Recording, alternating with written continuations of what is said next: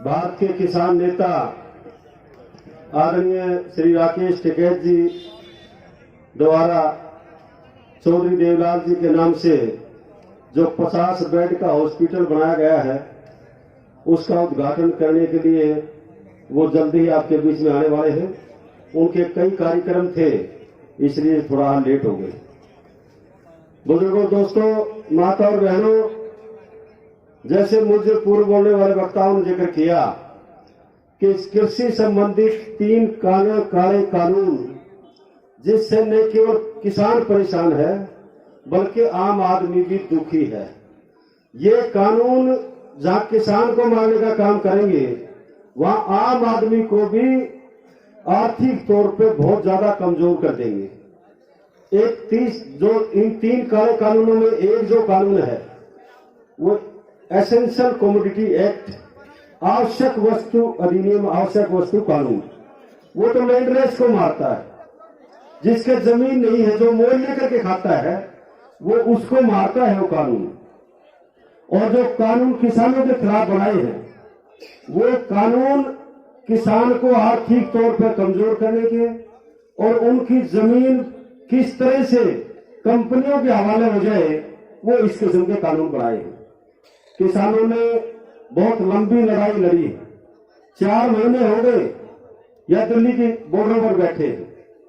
माननीय प्रधानमंत्री जी कभी गोवा के किसानों से बात करते हैं, कभी उत्तराखंड के किसानों से बात करते हैं, कभी बंगाल के किसानों से, कभी गुजरात के किसानों से बात तो करते हैं, लेकिन पीएम हाउस से 10-12 किलोमीटर की दूरी पर लाखों किसान बैठे हैं, उनसे बात नहीं करते।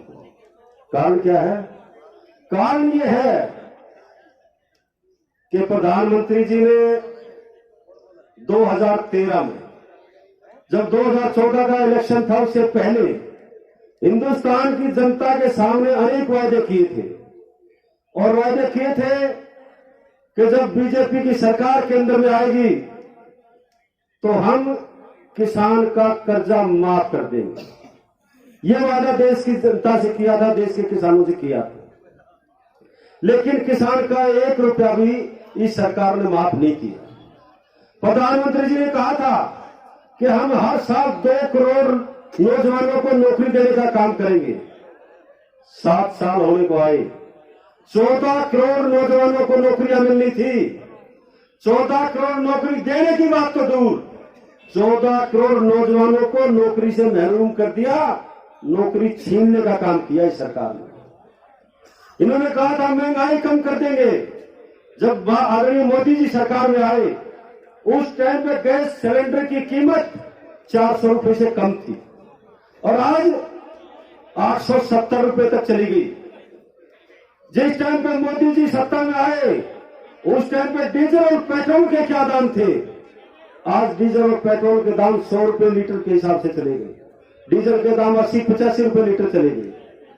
हिंदुस्तान में सबसे महंगा पेट्रोल डीजल है। हमारे देश के चारों तरफ जितने भी देश बसते हैं, जिनका रुपया हिंदुस्तान से काफी नीचे है, यानी हिंदुस्तान का 1 रुपया पाकिस्तान का 1.5 रुपये से भी ज्यादा है। हिंदुस्तान के चारों तरफ जितने भी देश बसते हैं, उन देशों में डीजल और पेट्रोल हिंदुस्तान से कम है, सस्ता है, लेकिन हिंदुस्तान में महंगा। क्यों? क्योंकि इस हिंदुस्तान की सरकार ने सबसे ज्यादा टैक्स डीजल और पेट्रोल पर लगा रखा है। सबसे ज्यादा टैक्स लगा रखा है डीजल पेट्रोल पर। जो फ्यूल टैक्स है वो 63 रुपए कुछ पैसे है जो सरकार लगाती है। इसलिए आम आदमी को कमजोर करने का काम किया है। अगर हमारी गाड़ियां जो भाड़ा लेकर के, जो माल लेकर के दूसरे स्टेट से आती है, अगर डीजल महंगा होगा तो फिर खाने वाले को, पहनने वाले को, हर कंज्यूमर को महंगा सामान अपने आप मिलेगा। भाड़ा महंगा होगा, रोडवेज का भाड़ा महंगा हो जाएगा, हर चीज महंगी हो जाएगी। बुजुर्गों, दोस्तों, जब इस देश में लॉकडाउन लगा हुआ था, लॉकडाउन के दौरान आदरणीय मोदी जी ने इस किस्म के कानून बनाने की क्या आवश्यकता थी? इस किस्म के काले कानून जो देश की जनता पर थोपे गए, किसी किसान संगठन ने कानून मांगे नहीं थे, किसी किसान संगठन ने डिमांड नहीं की थी। भारतीय जनता पार्टी के नेता कहते हैं कि हमने किसान की आमदनी बढ़ाने के लिए कानून पास किए। जब उनसे पूछते हैं कि आमदनी बढ़ाने का क्या तरीका है, कैसे आमदनी बढ़ेगी, कहते हमने किसान को आजाद कर दिया, अपनी फसल कहीं बेचो। क्या किसान कर्नाट पुलिस में ले जाएगा क्या अपनी ट्रैली, या चंडीगढ़ के मटका चौक पर ले जाएगा क्या बेचने के लिए धान या गेहूं?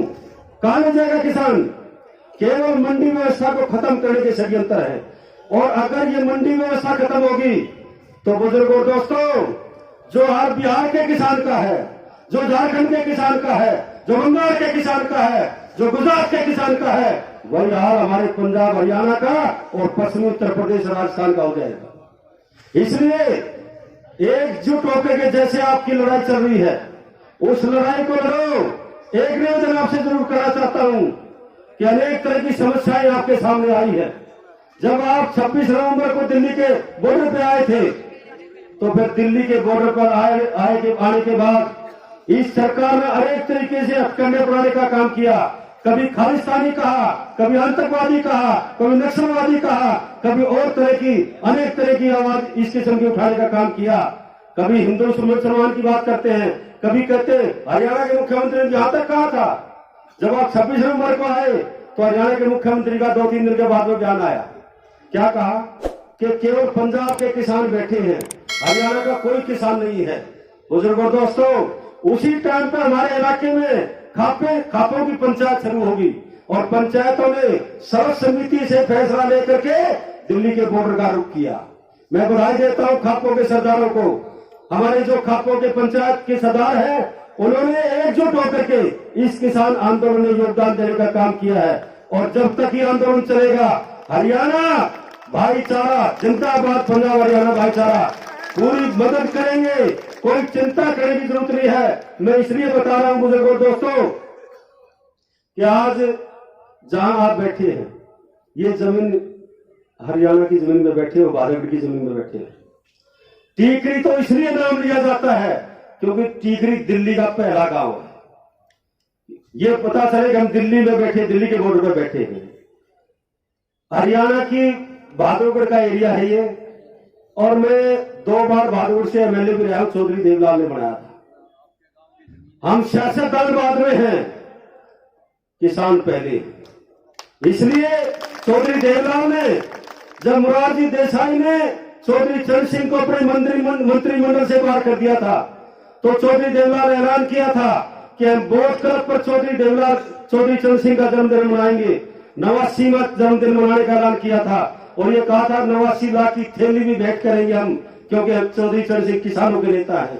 बुजुर्गों दोस्तों, जब मोरारजी देसाई ने चौधरी चरण सिंह को कहा था, चौधरी देवलाल जी को कहा था कि आप इस किसान आंदोलन, इस जन्मदिन पार्टी उसमें नहीं जाओगे वोट क्लब पर, आप हरियाणा के मुख्यमंत्री हो, तब चौधरी देवलाल ने मोरारजी देसाई को, जो इस टाइम पर प्रधानमंत्री थे, उन्होंने चौधरी देवलाल ने कहा था कि मैं किसान का बेटा पहले हूं, मुख्यमंत्री बाद में हूं, मुझे इस बात की कोई परवाह नहीं है, मेरा मुख्यमंत्री का पद कब जाता हुआ चला जाए। और चौधरी देवलाल ने उस रैली में लाखों की संख्या में हाजिरी दर्शा करके बहुत बड़ी हिंदुस्तान की रैली की थी। उसके बाद चौधरी देवलाल को कुर्सी गंवानी पड़ी थी। बुजुर्गों दोस्तों, माता और बहनों, मैं यही निवेदन करता हूं आपसे, एकजुट होकर के आप लड़ाई लड़ो, हम आपके साथ हैं। हमारा देखो, कोई किसी पार्टी में हो, इस बात से हमें कोई गिला नहीं है। हमें सिर्फ एक बात से है कि जो किसी भी पार्टी में है, वो किसानों की मदद वो क्यों नहीं करता है, वो किसानों के लिए लड़ाई क्यों नहीं लड़ता है। हमारे नेता है चौधरी अभय सिंह चौटाला जी, हमें फक्र है उन पर कि किसान के जब आंदोलन में वो आए थे, टीकरी बॉर्डर पर, सिंगू बॉर्डर पर गए थे, सादा बॉर्डर पे गए थे, शाजापुर बॉर्डर पे, और पलवल के बॉर्डर पे भी गए थे, गाजीपुर बॉर्डर पे भी गए थे। तब उन्होंने इस्तीफा नहीं दिया था। तब किसान संगठनों ने कहा था कि आप इस्तीफा देकर के आओ, हम आपका स्वागत करेंगे, ताकि सरकार पर दबाव पड़े। 4242 एमएलए बढ़ते हिंदुस्तान में, 544 एमपी बढ़ते हिंदुस्तान में, 260 राज्यसभा के मेंबर हैं समेत नॉमिनेट के, 5020 जनप्रतिनिधि है देश में। किसी ने भी हिम्मत क्यों नहीं दिखाई? जो ये कहते हैं किसानों के साथ है, उन्होंने हिम्मत क्यों नहीं दिखाई? चौधरी देवलाल जी के नक्शे कदम पर चल करके चौधरी अभय सिंह चौटाला जी ने किसानों के हित के लिए जाकर के हरियाणा की विधानसभा में त्याग पत्र दे दिया, विधानसभा के मेंबरशिप से इस्तीफा दे दिया और किसानों की लड़ाई लड़ने के लिए आपके बीच में आए। चौधरी महेंद्र सिंह टिकैत के बेटे, जो चौधरी स्वर्गीय महेंद्र सिंह टिकैत बहुत बड़े नेता थे किसानों के, उनके सपुत्र भाई राकेश टिकैत जब बैठे थे गाजीपुर बॉर्डर पर, तो बीजेपी के लोगों ने उनको जबरदस्ती उठाने का काम किया। बीजेपी के कार्यकर्ता थे, बीजेपी के पदाधिकारी थे, बीजेपी का एमएलए था लोनी से, क्योंकि लोनी पहला हल्का पड़ता है गाजीपुर बॉर्डर से, पहला हल्का लोनी है। जैसे अब हमारा ये बादलगढ़ है ठीकरी बॉर्डर पे, ऐसे पहला हल्का लोनी पड़ता है। वहां से बीजेपी का एमएलए है भाटी, उनके नेतृत्व में आए थे बीजेपी के गुंडे। उन्होंने वहां जाकर के अनेक तरह के लोगों की धमकियां दी थी और उन धरने को खराब करने का काम किया था। मैं बधाई देता हूं, वहां जो हमारे सिख साहिबान बैठे थे, उन्होंने बड़ी मजबूती के साथ लड़ाई लड़ी। मैं उनका शुक्रिया अदा करता हूं और उन किसानों का शुक्रिया अदा करता हूं जिन्होंने उस धरने को कायम रखा। और रात को जब भाई अभय सिंह चौटाला जी के पास ये बात पहुंची, क्योंकि 27 तारीख को पहुंची थी और 27 जनवरी को अभय सिंह ने इस्तीफा दिया था, मैं भी उस दिन चंडीगढ़ में था। तो भाई अभय सिंह चौटाला जी ने कहा कि चिंता मत करो टिकैत जी, 5000 गाड़ियों का काफिला लेकर के कल गाजीपुर बॉर्डर पर पहुंचूंगा और आपका समर्थन करूंगा। जब गए थे भाई अभय सिंह चौटाला जी, तो वहां उन्होंने स्वागत किया था और उनको बोलने का अवसर भी दिया था। ऐसे ही सिंगू बॉर्डर पर भी किसान जत्थेदारों ने उनका स्वागत किया था, उनको सरपा भेंट किया था, उनको बोलने का अवसर भी दिया था। बुजुर्गों दोस्तों, यही सरकार है जिसने ये कहा था कि बीजेपी की सरकार आते ही हम किसानों के कर्जे माफ करेंगे। ये कहा था 15-15 लाख रुपए खाते में डलवाने का काम करेंगे। ये कहा था हम इस महंगाई को दूर करेंगे, बेरोजगारी की समस्या का निदान करेंगे। अनेक तरह के वादे किए थे, कोई वादा पूरा नहीं हुआ, कोई वादा पूरा नहीं किया। केवल ये किसान खुशहाल दिखाई दिया हरियाणा और पंजाब का। इस किसानों को कैसे मार पड़े, इस किसानों को कैसे लूटा जाए, इस किस्म के कानून बना करके थोप दिए। किसी किसान संगठन ने डिमांड नहीं की, बगैर डिमांड किए कहते हैं हमने किसानों के फायदे के लिए, किसानों के फायदे के लिए नहीं, अडानी और अंबानी के फायदे के लिए कानून बनाए हैं। बुजुर्गों दोस्तों, इस बात को कोई चिंता करने की जरूरत नहीं है। आम आदमी को भी अगर ये बात आप बताओगे, उसकी भी समझ में आएगी कि इस सरकार ने अडानी के गोदाम देश में पहले बनवा दिए और कानून बाद में पास कर दिए। किसके कहने से कर दिए? अडानी और अंबानी के कहने से किए कि नहीं किए? किए ना, किसानों के हक में नहीं, अडानी और अंबानी के हक में पास किए हैं। किसानों को मारने के कानून बनाए हैं। इसलिए किसान जाग गए हिंदुस्तान का। शायद सरकार ने यह सोचा था, माननीय प्रधानमंत्री जी ने यह सोचा था कि जब जीएसटी लगाई देश में, जब कोई नहीं बोला, जब देश में नोटबंदी की, जब कोई नहीं बोला, जब लॉकडाउन के नाम से देश में एकदम लॉकडाउन का बम गिराया, जब कोई नहीं बोला, जब थाली बजवाई, ताली बजवाई, जब कोई नहीं बोला, और जब बैटरी चसवाई, मोमबत्ती चसवाई, जब भी कोई नहीं बोला। इसलिए काले कानूनों की आड़ लेकर के इन्होंने लॉकडाउन में ये कानून पास क्यों किए? कौन सी दिक्कत आ गई थी देश पर, कौन सी आफत आ गई थी देश पर? केवल इसलिए कि कोई एजिटेशन नहीं करेगा लॉकडाउन में। अब ये बात करते हैं कोरोना की। कोरोना का बहाना लेकर के जब किसान दिल्ली के बॉर्डर पे आए थे, तो कहा कि दिल्ली में बड़ा भारी कोरोना फैल रहा है, ये लोग कोरोना लगा करके ले जाएंगे, गांव में जाएंगे, वहां भी कोरोना फैल जाएगा। बुजुर्गों दोस्तों, 4 महीने हो गए किसान को दिल्ली के चारों तरफ बैठे हैं, लाखों किसान बैठे हैं। कोरोना से कोई शहीद नहीं हुआ है, बल्कि कोरोना किसी का हुआ भी नहीं है, और कोई मास्क नहीं लगाया, कोई मास्क नहीं लगाया। केवल भ्रमित करने का काम इस सरकार ने किया। इसलिए चिंता करने की जरूरत नहीं है। जहां हमारे सरदार जी बैठे हैं, शेख भाई बैठे हैं, मैं उनको बहुत बहुत धन्यवाद उनका करता हूं कि ये लड़ाई आपने शुरू की थी। सबसे पहले पंजाब में आपने शुरू की थी और हरियाणा में भाई अभय सिंह चौटाला जी ने शुरू की थी। आपने दिल्ली आकर के न केवल देश के किसानों को जगाने का काम किया, बल्कि पूरी दुनिया में इस सरकार ने जो जुल्म ज्यादती की है, जो काले कानून बनाए हैं, दुनिया को ये बता दिया कि ये मोदी की सरकार ये आम आदमी के खिलाफ कानून बनाती है, किसान मजदूर और गरीब आदमी के खिलाफ कानून बनाती है। ये पूरी दुनिया में ये बदनामी इनको मिली, ये बदनामी मिली है मोदी जी को। लेकिन किस तरह से अपनी बात पर ये अड़े हुए हैं, ये आपके सामने है। जीत आपकी निश्चित है, जीत आपकी पक्की हो रही है। मैं एक बात कह करके अपना साथ लेता हूं। बुजुर्गों दोस्तों, ये हमारा बहादुरगढ़ हल्का है, बहादुरगढ़ एरिया है, जहां सारे के सारे किसान बैठे हैं। और ये बहादुरगढ़ मेरा पुश्तैनी गांव है, अब ये शहर बन गया है। और मैं इसलिए बता रहा हूं कि हिस्ट्री की बात है, आपको कभी सुनाई नहीं दी होगी। बहादुरगढ़ नाम किसने डाला, कैसे पड़ा, मैं वो बताना चाहता हूं आपसे। जब गुरु तेग बहादुर जी जींद के रास्ते लाखन माजरा होकर के रोहतक के रास्ते दिल्ली गए थे अपनी शहादत देने के लिए, तो बहादुरगढ़ में रुके थे, बहादुरगढ़ में आए थे। और जब वो बहादुरगढ़ आए, लाखन माजरा में बहुत बड़ा गुरुद्वारा, शायद आपने देखा भी होगा। लाखन माजरा भी हमारे राठियों का गांव है, हमारे यहां से जाकर के लाखन माजरा उन्होंने बसाया था। हमारे कई गांव यहां थे। जब यहां आए तो औरंगजेब की सेना ने यहां लोगों को घेर रखा था और जबरदस्ती धर्म परिवर्तन करा रही थी। गुरुजी ने पूछा कि ये क्या झगड़ा है, ये धूल कैसे उड़ रही है? तो लोगों ने बताया कि यह जबरदस्ती हिंदू से मुसलमान बनाया जा रहा है, औरंगजेब की सेना आई हुई। तो गुरुजी ने कहा कि चलो भाई वहीं चलते हैं। और गुरुजी वहां चले गए, रास्ते से थोड़ा सा अंदर था, खेतों में। और वहां जाकर के उनको कहा कि भाई आप क्यों ये जुर्म कर रहे? तो वह जो सेनापति था उसने कहा कि हुक्म है शाहजहां का, शहनशाह का हुक्म है। तो गुरुजी ने कहा कि इतने में जब तक वापिस ना आ जाऊं तब तक ये जुल्म नहीं करोगे आप, ये वादा करो। जब तक मैं वापिस ना आ जाऊं, मैं शहनशाह से मिलने के लिए जा रहा हूं, औरंगजेब से मिलने के लिए जा रहा हूं, जब तक मैं वापिस ना आ जाऊं ये जुल्म आप नहीं करोगे। उसने वादा किया कि हम ये जुल्म नहीं करेंगे जब तक आप वापस नहीं आओगे। मैं इसलिए कह रहा हूं कि ये हिस्ट्री किताबों में आई नहीं है। ये हमारे बाहर जो होते हैं, जो हमारी पुश्तैनी लिखते हैं, सारे पुस्तकों की बात लिखते हैं, ये उन्होंने हमारे को बताई है।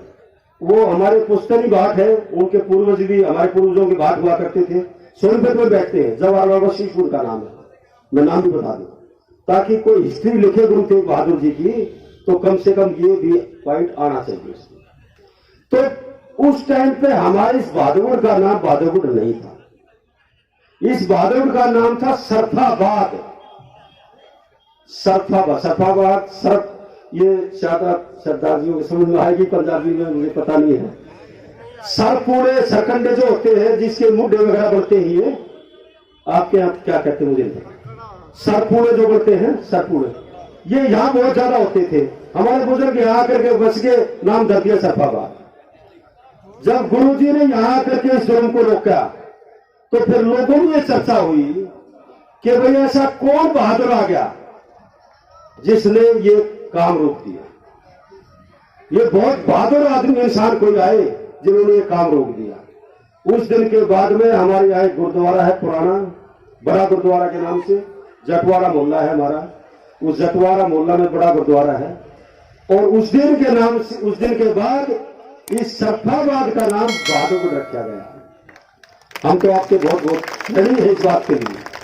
तो मैं ज्यादा ना बोलते हुए आपसे निवेदन करता हूं कि बुजुर्गों दोस्तों, शांति प्रिय तरीके से जैसे एजुकेशन चल रहा है वैसी एजुकेशन आप जारी रखें। हमारा जहां तक हमारी श्रद्धा होगी हम आपकी मदद करते रहेंगे, करते रहेंगे और करते रहेंगे। लेकिन एक निवेदन और भी हरियाणा के साथी बैठे हैं, उनसे निवेदन करना चाहता हूं कि बहुत बड़ा फैसला हरियाणा के लोगों ने ले रखा है कि जेजेपी और बीजेपी का कोई नेता गांव में नहीं घुसेगा। बोर्ड लगा रखे। और शायद सरकार किसानों के गुस्से को भाप नहीं पाई, अंदाजा नहीं लगा पाई कि किसानों में कितना गुस्सा है। शायद हिंदुस्तान आजाद होने के बाद ये पहला समय आया है कि हरियाणा के या किसी प्रदेश के मुख्यमंत्री का हेलीकॉप्टर भी किसानों ने नहीं उतरने दिया। यह पहला मौका है किसी प्रदेश के मुख्यमंत्री का हेलीकॉप्टर। हरियाणा में किसानों ने, जो ये कहते थे केवल पंजाब के किसान बैठे हैं, जो कहते थे खालिस्तानी बैठे हैं, आतंकवादी बैठे हैं, ये खट्टर ने कहा था पर ये केवल पंजाब के बैठे हैं। जब ये कैमरा में करनाल इसका गृह जिला है जहां से एमएलए बनाइए, वहां इन्होंने एक जलसा करने की कोशिश की थी और वहां जब 15 से 20 हजार किसान पहुंच गए तो हम खट्टर साहब जी ने पूछा था कि किसान पंजाब के हैं या फिर चाइना के आगे, पाकिस्तान के आगे, बताओ तो सही। उखाड़ के फेंक दिया हेलीपैड किसानों ने और खट्टर का हेलीकॉप्टर ऊपर से घूमता रहा और फिर जाकर के प्रेस कॉन्फ्रेंस कहा करी चंडीगढ़ में।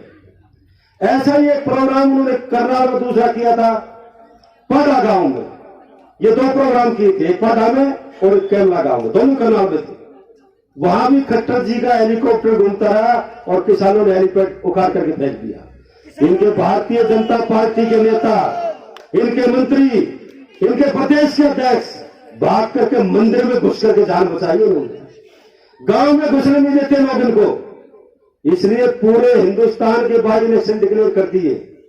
हरियाणा के 2 बाई इलेक्शन होंगे, एक तो भाई अभय सिंह चौटाला जी ने जहां से इस्तीफा दिया है वो, और एक वो तो एलनाबाद है, सिरसा जिला में पड़ता है, और एक बाई इलेक्शन होना कालका में, हिमाचल बॉर्डर पे है, पंचकुला डिस्ट्रिक्ट में। वहां के एमएलए को किसी पुराने केस में सजा होगी 3 साल की, इसलिए वो अनसीट कर दिया।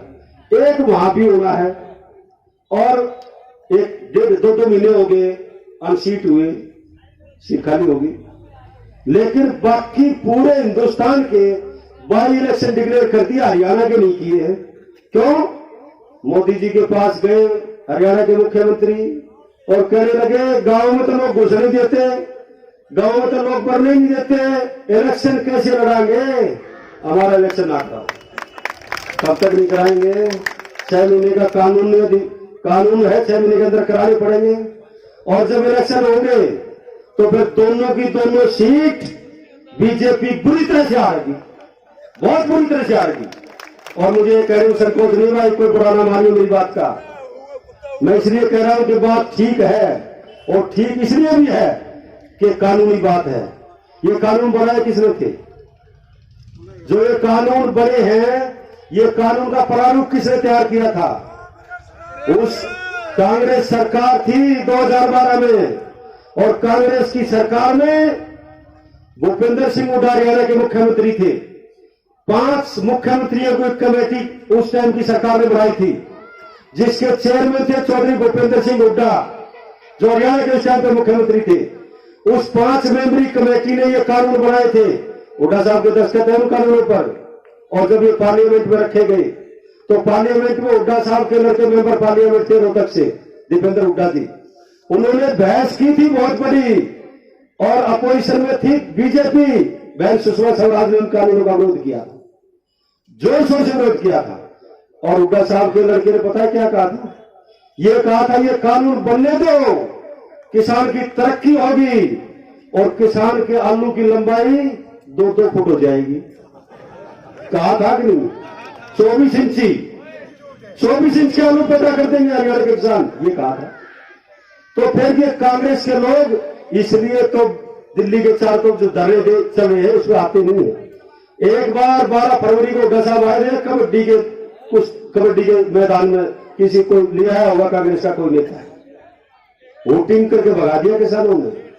जब तक बाहर नहीं जा रही है, जब तक वोटिंग जारी रखी। किसान अच्छी तरह से जानते इस बात को, इसलिए मैं निवेदन करता हूं कि साथ उसका दो जो आपके साथ है, जो आपके साथ उसका साथ देना चाहिए, नहीं देना चाहिए। अगर आपका हिमाती कमजोर होगा तो आपकी कौन लड़ाई करेगा? इसलिए आप अपने हिमाती को मजबूत रखो, यही आपसे निवेदन है। आपने मेरी बात से स्वागत किया, इसके लिए आपका बहुत बहुत धन्यवाद। कुछ ही मिनटों में भाई राकेश टिकैत जी पहुंचने वाले हैं, मैं निवेदन करूंगा 10-15 दिन आप और इंतजार करना। धन्यवाद। जय हिंद। भाई रामनाथ सैनी जी।